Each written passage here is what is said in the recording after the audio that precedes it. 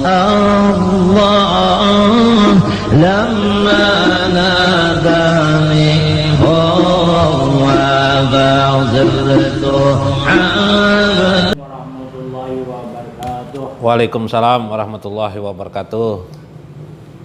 Pada malam ini kita meneruskan pengajian yang kemarin mengenai kekayaan. Itu memang diterangkan oleh Al-Ustadz, memang dari Allah Subhanahu wa Ta'ala.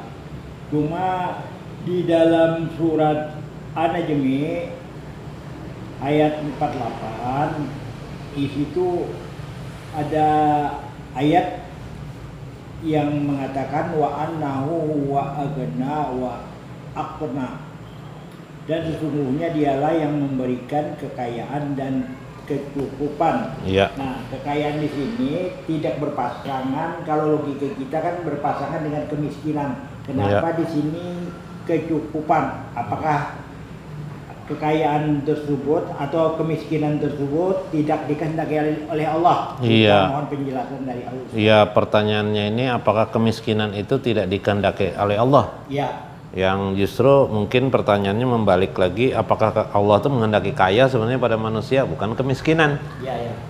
Innahu huwa agna wa aqta, gitu kan, wa akna ya, akna. Ya, kita tadi pengajian ceramah di Masjid Nurul Islam ya, dari Nurul Islam lah. Ya, Nurul Islam. Kebetulan Pak Haji Sahmin ini menyuruh singgah ke rumah beliau untuk menyampaikan satu unek-unek pertanyaan dari Quran surah An-Najm ini ayat 48. Kenyataan bahwa dalam surah An-Najm ini ayat 48 ini Allah mengatakan dia itu Allah wa agna, dia itu agna wa akna, Allah lah yang mengkayakan dan mencukupkan. Kenapa tidak kemiskinan itu kan, berikan kemiskinan. Pasangan dari kekayaan. Seharusnya kan kalau kaya kemiskinan jawabannya. Ini akna, justru akna ini artinya mencukupi, maukutan sesuatu yang sifatnya dicukupkan oleh Allah pada diri manusia. Bagus sekali pertanyaannya, luar biasa. Begini, di dalam Al-Qur'an itu ada kalimat yang seimbang juga, tetapi memang sering diartikan, diterjemahkan bisa saja salah memahami. Misalnya kalimat Allahu yabsutu rizqa liman yasha wa yaqdiru lahu. Allah lah yang meluaskan rezeki seseorang, wa yaqdiru lahu itu bisa diterjemahkan orang lain disempitkan lah, menyempitkan lah. Iya. Tetapi itu tidak makna harfiah, aslinya adalah akna sebenarnya. Aslinya begini, Allahul ladzi, Allah lah yang yabsutu rizqa, meluaskan rezeki seseorang.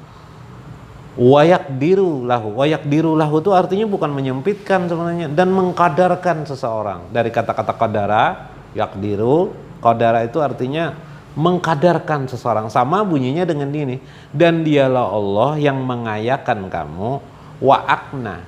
Jadi setelah agna, wa akna, Allah mengayakan kamu dan mengkadarkan kamu, atau akna, mencukupi bagi kamu. Artinya manusia itu cukup aja.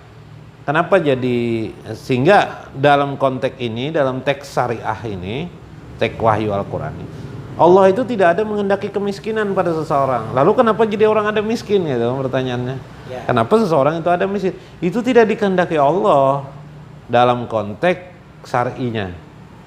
Dalam konteks syar'inya Allah kadang menghendaki miskin. Nah, lalu kenapa dia miskin? Karena kesalahannya diri sendiri. Ada ayat lain mengatakan ma'asobaka hasanatin paminallah, ma'asobaka min sayatin pamin nafsik. Apa saja yang menimpa kamu itu berupa kebaikan, rezeki yang banyak misalnya, itu dari diri Allah, itu dari Allah pemberian itu. Tapi apa saja sesuatu yang kejahatan yang menimpa kamu, termasuk kemiskinan, keburukan, pamin nafsik, itu dari diri kamu sendiri. Nah, itu satu. Jadi secara syar'i sebenarnya Allah Subhanahu wa Ta'ala secara syariat, seperti ayat yang kemarin kita sampaikan, wal yaksal ladzina law tarakum min qalbihim dzurriyyatan di apa itu himbauan Allah. Hendaklah kita khawatir keturunan kita dan orang-orang kita ini khawatir sampai meninggalkan keturunan yang lemah. Dzurriyyatan di apa? Khafu alaihim, ditambahi lagi Allah. Hendaklah kalian takut atas keadaan seperti itu. Nah, ini menggambarkan bahwa Allah itu secara syar'i, secara teks formal di dalam Al-Qur'an Allah tidak menghendaki kemiskinan itu terjadi pada diri orang muslim, bagi para hambanya tidak menghendaki. Yang Allah kehendaki dia adalah mencukup, minimal cukup. Sebagaimana Allah menguatkan kepada mereka bahwa Allah lah yang mencukupi mereka itu, keinginan mereka, hajat mereka itu. Allah pula mencukupkan keadaan mereka itu. Artinya Allah tidak memiskinkan mereka. Harusnya kan kalau Allah mengayakan berarti Allah juga yang memiskinkan mereka. Tapi Allah tidak mau mengatakan kalimat itu. Allah akan mengayakan mereka dan memiskinkan mereka, tidak. Tapi Allah justru mengatakan Allah mengayakan mereka. Innahu agna wa huwa agna, dialah yang agna, yang mengayakan, wa akna, dan dia pula mencukupi kepada mereka itu. Subhanallah, ini adalah satu kalimat himbauan, anjuran dari Allah Subhanahu wa taala tentang siapa sih dirinya.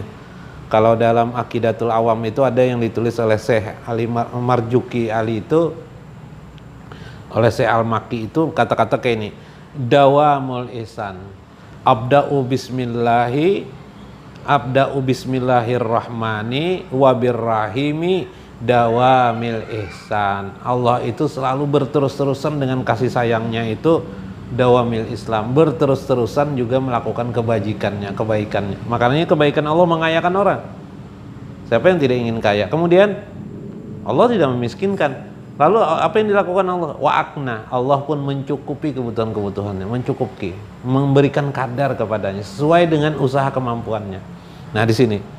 Nah, kalau ditanyakan ini secara syar'i, tapi ada juga yang berpendapat dari bentuk batin. Nah, bentuk batin itu begini, bukankah katanya bahwa kekayaan dan kemiskinan itu diatur oleh Allah Subhanahu wa taala? Bukankah segala perbuatan manusia ini adalah hakikatnya juga adalah perbuatan Allah Subhanahu wa taala, dan seterusnya dan seterusnya. Tentu pertanyaan dengan langsung memberikan jawaban seperti itu tidak lagi berkaitan dengan syar'i. Itu berkaitan dengan filsafat sebenarnya. Jadi kalau filsafat itu harus bisa memahami anak tangganya. Artinya begini, Allah tidak memiskinkan hambanya. Kalau Allah mengatakan kemiskinan, jais saja katanya bagi Allah. Jais bagi Allah. Jais itu artinya boleh saja bagi Allah memiskinkan. Betul, Allah sekehendaknya bisa berbuat baik, bisa berbuat buruk. Bisa menyulitkan orang, menyakitkan Allah. Apa susahnya bagi Allah memiskinkan Allah? Mengayakan orang saja bisa Allah. Apa sih susahnya Allah memiskinkan orang? Tetapi manusia dalam hal ini diberikan Allah kekuatan-kekuatan, yang dari kekuatan itu milik Allah juga diberikan kepada manusia untuk berjuang, mereka berikhtiar. Disinilah ruang syariah itu memberikan ikhtiar kepada manusia untuk mendapatkan apa yang diinginkan mereka. Seperti juga Allah memberikan ruang ikhtiar untuk mendapatkan surga. Atau kalau tidak mau berjuang untuk mendapatkan surga, maka yang terjadi dia akan mendapatkan masuk ke dalam api neraka. Seperti itulah kemiskinan, kekayaan. Gini Ustaz. Ya. Kalau Allah itu memiskinkan, artinya Allah ini menjalimi hambanya. Betul sekali. Nah, inilah yang tidak dilakukan oleh Allah, karena Allah sendiri berfirman, betul sekali kata Pak Haji Samin tadi. Di dalam Al-Quran justru Allah menegaskan lagi kalimatnya, wa ma rabbuka bijalami lil abid. Dan tidaklah pernah Tuhan itu bijalami lil abid, untuk menzolim kepada hamba-hambanya. Jadi memang sesuai tadi itu, betul sekali. Jadi Allah janji sudah tidak akan pernah menjolim hambanya. Kalau memiskinkan hambanya berarti menjolim hambanya. Betul sekali. Jadi Allah tidak mau memiskinkan hambanya. Nah, karena itu yang ada adalah Allah mengayakan. Yang kedua, kalaupun mereka juga tidak mau kaya, tidak apa-apa. Wakna, Allah pun masih memberi kemampuan kepada mereka sesuai kemampuan mereka. Akna ini kebutuhan mereka, terpenuhi saja kebutuhan mereka. Subhanallah. Inilah kira-kira cukupkah katakan ya? Cukup. Iya, kira-kira cukup lah sampai situlah. Nah, kelelahan juga kita habis ceramah di Masjid Nurul Islam ya.